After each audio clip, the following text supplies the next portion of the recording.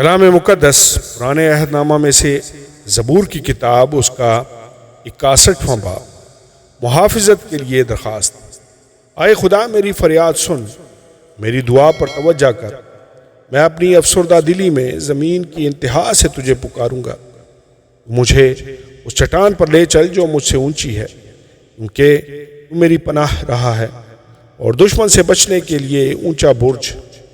میں ہمیشہ تیرے خیمہ میں رہوں گا، میں تیرے پروں کے سایہ میں پناہ لوں گا، کیونکہ اے خدا تو نے میری منتیں قبول کی ہیں۔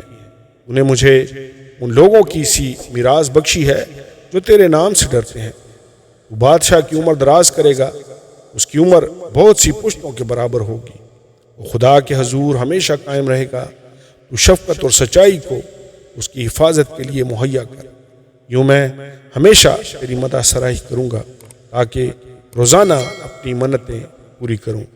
آمین اور آمین۔